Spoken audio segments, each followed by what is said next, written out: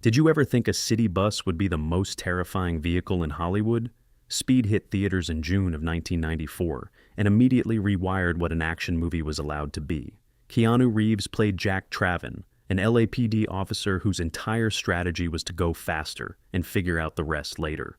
Sandra Bullock played Annie Porter, a woman who wasn't the studio's first choice, or second, and who was paid $500,000 to take the wheel of a bomb-rigged bus through downtown Los Angeles. Dennis Hopper played Howard Payne, a bomber with a grudge, a philosophy, and a telephone, which turned out to be enough. And Jeff Daniels played Harry, the partner you spend the whole film trusting, for reasons that are more complicated than the finished movie lets on.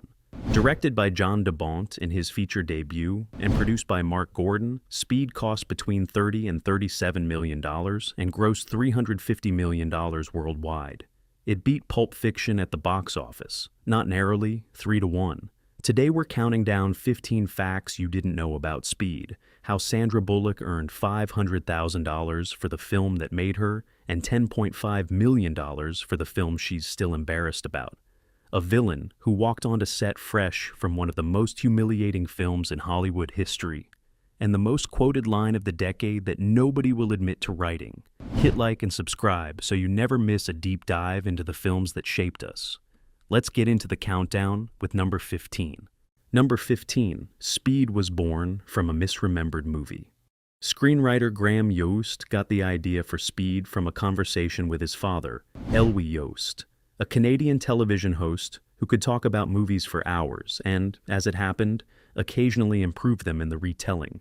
Elwy brought up the 1985 film Runaway Train, starring Jon Voight. He described the central engine with great enthusiasm, a train that couldn't stop because there was a bomb on board. The concept gripped Graham immediately, a bomb on a moving vehicle. The momentum can't stop or everyone dies. What a film. Here's the thing, he was wrong. In Runaway Train, there is no bomb.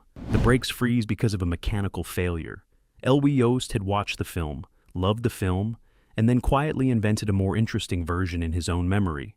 Graham didn't correct him. He ran with it. Here's where it gets better. Yost's first draft set the detonation threshold at 20 miles per hour. 20. A city bus can do 20 miles per hour through a school zone without anyone flinching. You could ride a bicycle alongside it. The tension would have been roughly equivalent to watching someone nervously merge onto the highway. Not exactly white-knuckle cinema. A friend read the draft and delivered the note that saved the entire movie. Make it 50. At 50 miles per hour, you're committed to freeways. Every intersection is a gamble. The bus isn't moving anymore. It's charging. That one number turned a mildly stressful commute into the most relentless action premise of the decade. Number 14, The Role Fox. Almost didn't give Sandra Bullock.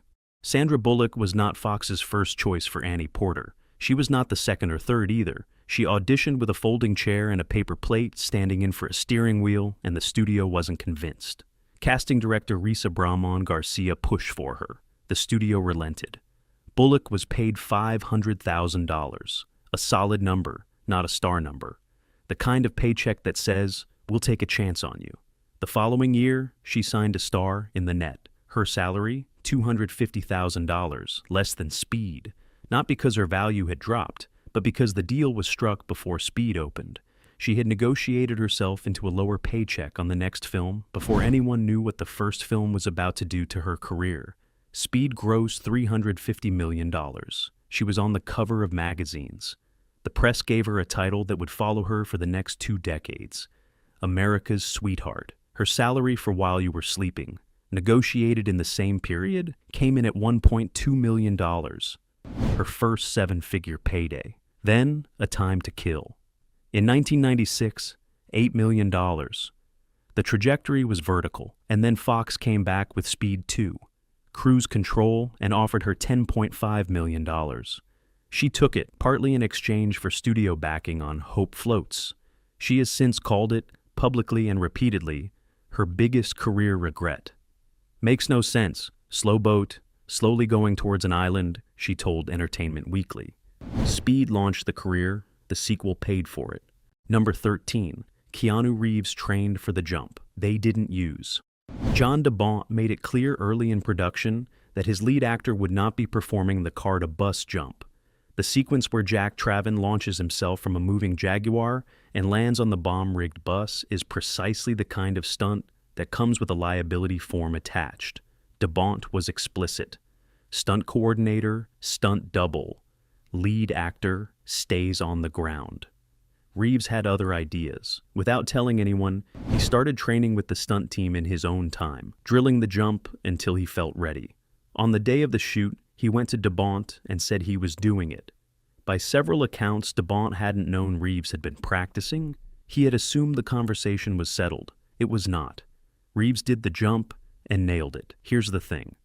Reeves later explained, "The shot in the film is a stuntman, but I gotta do it once. What you see in the finished film is the doubles take. But here's what actually was Keanu, the scene where Jack crawls beneath the moving bus on a dolly cart, dragged down the highway underneath a 15-ton vehicle, inches from the tarmac, with the wheels spinning beside his head. That sequence, which is genuinely one of the most uncomfortable things to watch in the film, is Reeves. The stunt coordinator let him do it. Bont approved it. Nobody stopped him. Number 12. The Pope Mobile was Speed's secret weapon. Here's a detail that changes how you watch every interior shot in Speed. One of the 14 buses built for the production had its entire front section removed and replaced with a large plexiglass bubble. The whole camera crew would climb inside this transparent shell and shoot backward toward the actors with the bus in motion around them. They called it the Pope Mobile. It sounds insane. It was insane, but it solved an impossible problem. In 1994, you couldn't digitally remove reflections in post-production. Glass catches light, glass catches crew members, lighting rigs, and the guy eating a sandwich at the edge of the frame. Special effects supervisor John Fraser, who ran the physical production of the bus sequences, described how the plexiglass enclosure let the production capture close-ups with natural light, no glare, and nothing between the camera and the actors except open air. The other 13 buses each served a different purpose. Some were rigged to go up on two wheels for the sharp turn sequences. One had a hydraulic ram on a truck alongside it that could tip the bus mid-corner. One was stripped down and packed with gasoline for the explosion shots. One was built specifically to allow Reeves to crawl underneath it without being crushed. But the Pope Mobile is the one that made the film feel the way it feels. When you watch Sandra Bullock grip that wheel, there is nothing between the camera and her face. No glass, no frame, no filter. Just a crew crammed inside a plastic bubble on the nose of a moving bus. Lens pointed straight at her. They called it the Pope Mobile. What it actually was, the reason you believed her. Number 11. Speed. Nearly got delayed over Keanu's hair. Jan Bont had a specific vision for Jack Traven. Military bearing, clean cut. Nothing remotely connected to Johnny Utah, the surfer cop Reeves had played in Point Break. Bont wanted audiences to forget that character the moment Speed began. So Keanu Reeves went to the barber, and then he went a little further than planned. Reeves later explained his thinking. "When I was thinking about Speed, I thought about SWAT guys, and I cut all my hair off." He did not trim it. He did not style it differently. He buzzed it down so short, in his own words, "You could see my scalp." The reaction on the Fox lot was volcanic. Bont recalled getting a phone call the moment executives spotted Reeves walking across the lot. "They called me right away," Bont said. "They said, 'Who told him to cut his hair? We have to get him a wig. Now.'" Bont told them no. They escalated. They called Reeves's manager. They called his agent. They said, according to Bont, "We're going to have to postpone this movie." Think about what was at stake from their perspective. This was 1994 Keanu Reeves, a grunge-era heartthrob whose flowing hair had been decorating bedroom walls for 3 years. The studio had not signed up for a leading man who looked like he'd enlisted overnight. Bont held firm. He told them they had 2 more weeks of preparation time. The hair would grow back, and the look was what he wanted. The executives were, in his words, totally upset. Number 10, every major star passed on Speed before Keanu and Sandra. The role of Jack Traven was rejected by Tom Cruise, Tom Hanks, Woody Harrelson, Wesley Snipes, and Richard Grieco before it got to Keanu Reeves. Let that list sit for a second. Most passed quietly. The general sentiment was that it was too much like Die Hard, too contained, and, in the blunt summary of a producer, it's about a bus. When the project was still at Paramount Pictures, the studio had attached martial arts star Jeff Speakman, best known for The Perfect Weapon, to the lead role. When the project moved to Fox and the script was restructured, Speakman was dropped and the search started over. At Fox, Stephen Baldwin, the first choice for the role, turned it down for the same reason everyone else had. Too similar to John McClane. That's a bold reason to walk away from what became one of the highest-grossing films of 1994. The same story played out on the other side of the casting equation. The role of Annie Porter was written first as a comedic character, which is why Ellen DeGeneres was among the initial choices. She passed to do a sitcom, later renamed Ellen. Then Halle Berry was offered the role and declined.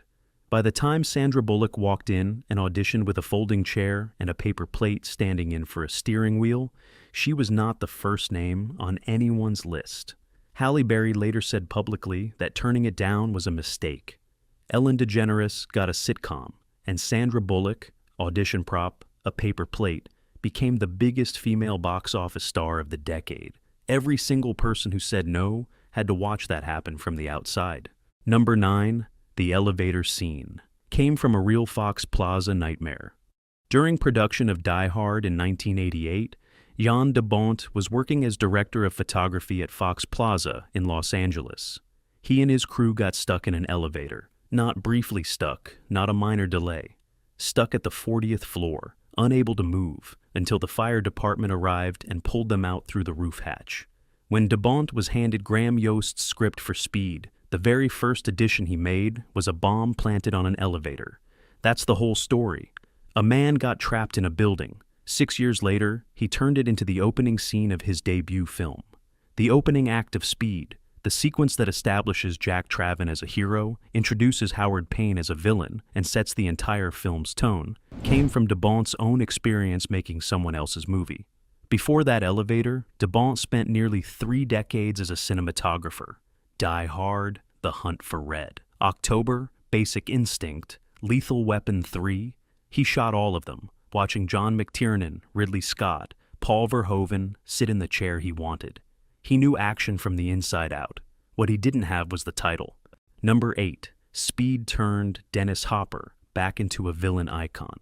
In May of 1993, Dennis Hopper appeared in theaters as King Koopa in the live-action Super Mario Bros. Film, a production he later described as a nightmare, very honestly. He was told the shoot would last 5 weeks. He was there for 17. The film bombed at the box office and was savaged by critics. It has since been described as one of the worst video game adaptations ever made. Some years later, Hopper's son Henry came to him with a question. "Dad," he said, "I think you're probably a pretty good actor, but why did you play that terrible guy King Koopa in Super Mario Bros.?" Hopper told his son he did it so he could have shoes. His son said, "Dad, I don't need shoes that badly." That is a primary source. Hopper told that story on Late Night with Conan O'Brien. 13 months after Super Mario Bros. Opened, Dennis Hopper appeared in Speed as Howard Payne and won the MTV Movie Award for Best Villain in 1995, beating Tom Cruise in Interview with the Vampire and Jeremy Irons voicing Scar in The Lion King. And the timeline makes it stranger. Hopper was cast in Speed 2 weeks into production, after the role had gone unfilled through the early shoot. He brought so much authority to Howard Payne that screenwriter Graham Yost said they didn't even need a backstory for the character anymore. The performance alone was enough. Number 7. Harry Temple was almost Speed's secret villain. In Graham Yost's original script, Harry Temple, the warm, funny, loyal partner played by Jeff Daniels, was going to be revealed as the film's secret villain. The entire first act was an elaborate setup. Harry wouldn't be behind the elevator bomb directly, but he would be revealed as complicit in Howard Payne's operation. The man Jack Traven trusts most, the partner who jokes with him at the crime scene and ends up shot in the leg when Jack uses him to outwit Payne, was going to be the betrayer. Yost's reasoning was structural. He felt that having the villain, Payne, largely off-screen for the film's central act, communicating only by phone, risked emotional disconnection. The solution was to give the hero someone close to him who was secretly the enemy. It's a compelling idea. Then Dennis Hopper was cast. Yost saw it on the first day of Hopper's work. The equation had changed. Hopper brought such authority, such crackling menace to Payne, that the character required no supporting architecture. As Yost explained, he just brought so much to it, you didn't need backstory. Hopper's performance alone made Payne credible, threatening, and human enough to carry the film. So, Harry Temple was rewritten from scratch. The betrayal plot disappeared. Daniels played the role in the revised draft, the loyal friend, the man who dies in the field while Jack is trapped on the bus. And now, consider the scene where Reeves learns Harry has been killed. The grief in that moment, the way it lands.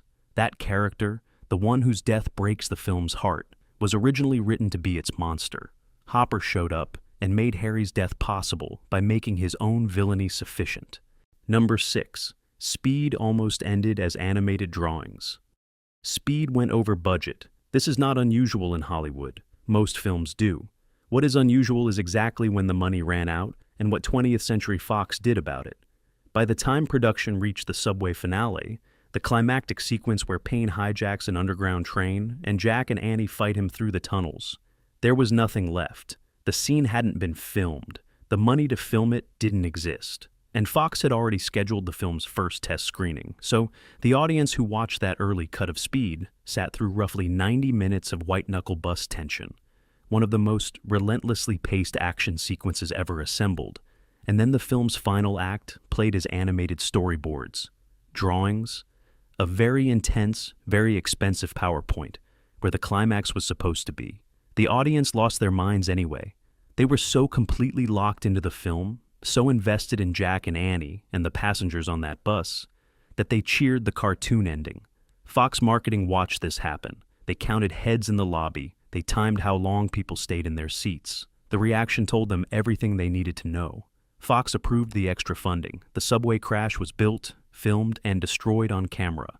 The model train used for exterior shots weighed 150 pounds and was, appropriately, not designed to survive.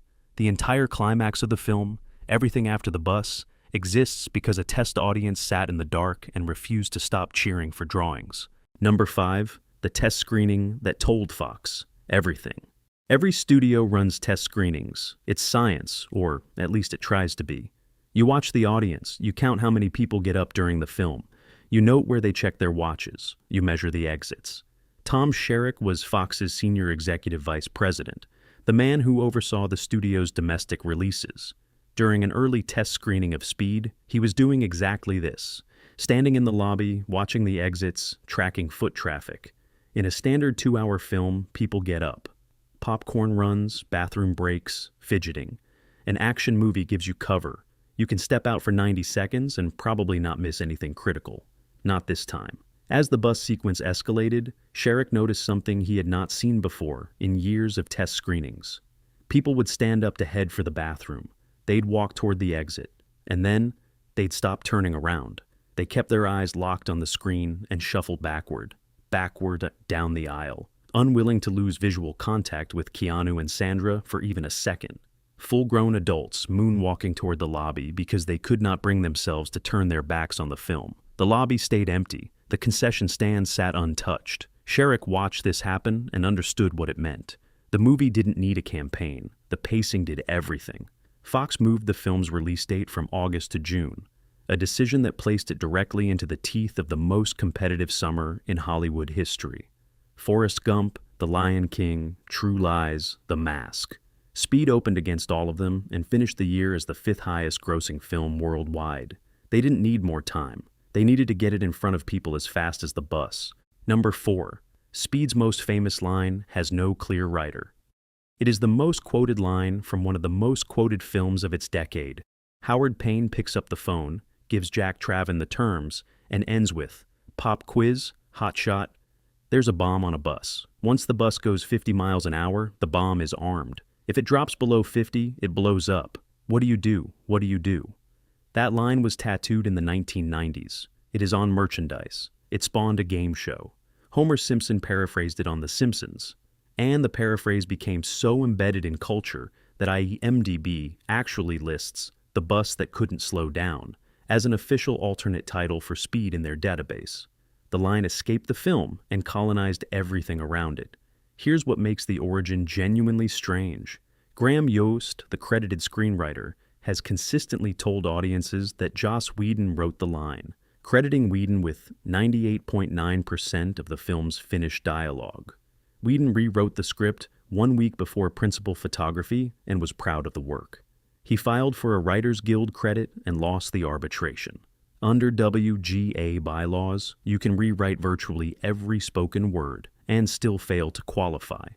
The Guild ruled he hadn't changed the plot enough. The studio gave him credit anyway. The WGA took it back. Whedon has the only poster that has his name on it. What nobody has definitively settled is who specifically wrote those 7 words. Paul Atanasio served as a script doctor on an earlier draft. There was a version of the script between Yost's original and Whedon's that Yost himself described as terrible, which required significant repair before Whedon came on board. Yost credits Whedon.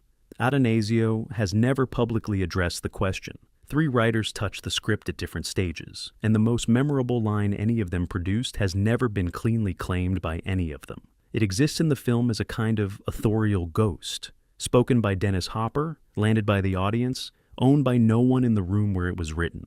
Number 3. The real grief behind Speed's saddest scene. Speed is remembered as 90 miles per hour of pure adrenaline. What gets less attention is what was happening just off camera during the production. Filming began in September of 1993. On October 31st, River Phoenix died at 23 years old in Los Angeles. For Keanu Reeves, this was not distant Hollywood news. He and Phoenix had become close while making My Own Private Idaho in 1991, and that friendship had continued. Reeves was on the Speed set when he found out. He described the experience this way: "All I can say is that I've never felt a thing like that before in my life. I was very sad, and something beyond sad. I don't know what it is, just that you sob for hours." John de Bont noticed the shift immediately. Reeves went quiet. He withdrew. Between takes, he reportedly spent time alone in his trailer reading Hamlet. De Bont rescheduled around him without announcement, moving Reeves to lighter technical setups first, giving him room to ease back in without forcing him into the film's most emotionally demanding material. Dennis Hopper had also known Phoenix. He and Reeves never discussed it on set. "I thought it was admirable on both of our parts," Hopper said later. Sandra Bullock witnessed it closely. She said, "I watched how Keanu grieved, and oh, did he grieve for his friend. He's very private, but he couldn't hide that." There is a scene in Speed where Reeves learns that Harry has been killed. It was filmed in the weeks after Phoenix's death. The grief in that moment is specific and real and belongs to something larger than the plot. Number 2. Fox blacklisted Keanu for being right. After Speed grossed $350 million, 20th Century Fox wanted a sequel, fast. John de Bont would return to direct. Sandra Bullock would return to star. And they went to Keanu Reeves with the script. He read it. The action was set on a luxury cruise liner. He declined. "An ocean liner?" he said on The Graham Norton Show. "I really wanted to work with Sandra Bullock. I loved playing Jack Traven, and I loved Speed. But an ocean liner? At that time, I had the feeling it just wasn't right." Fox's response was to blacklist him. Reeves told GQ he didn't work with the studio again for 14 years, until the day the Earth stood still in 2008. In that same 14 years, Reeves made the Matrix trilogy, started the John Wick franchise, and became arguably the most beloved action star of his generation. The studio that blacklisted him watched all of that happen from the outside. Meanwhile, Speed 2. Cruise Control was made with a budget reported between $110 and $160 million. It grossed $48 million domestically. Fox's film division posted a $119 million fourth quarter loss that year, with Speed 2 and Volcano cited as the primary causes. Estimated losses landed somewhere between $70 and $100 million.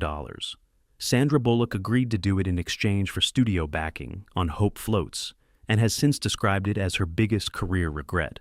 Graham Yost, who also declined to participate, said, "Keanu and I both feel, man, we really dodged a bullet on that one." Number 1. Jan de Bont. Waited 30 years for Speed. Jan de Bont was born in Eindhoven, Netherlands, one of 17 children.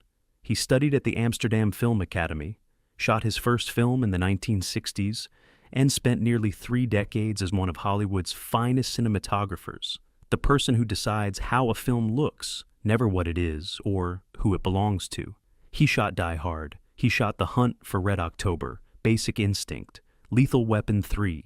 He watched John McTiernan, Ridley Scott, Paul Verhoeven sit in the chair he wanted and make decisions he sometimes disagreed with, and he stayed behind the lens. He once said plainly, "Quite often when I worked with other directors I felt, oh my God, I would have done this differently." At one point it became a frustration for me. He was 50 years old when Speed went into production, first feature, Dutch accent, never directed anything at this scale. He made 10 times his budget from a bus movie in the summer of 1994 and changed what an action film could be. He followed it with Twister in 1996, which grossed nearly $495 million worldwide and made him briefly the most commercially successful action director in Hollywood. Then Speed 2, which he also directed and which lost the studio tens of millions. Then The Haunting in 1999, a box office success that critics savaged. Then Lara Croft, Tomb Raider, The Cradle of Life in 2003, during which Paramount Pictures and the Eidos Game Company both demanded creative control he hadn't been told to expect. He completed the film, walked away from the studio system, and never directed again. And there you have it, 15 facts about Speed that go deeper than the bus jump. Which of these hit hardest? Let us know in the comments. And tell us which film we should cover next. Like and subscribe if you haven't already so you don't miss the next one. Until next time.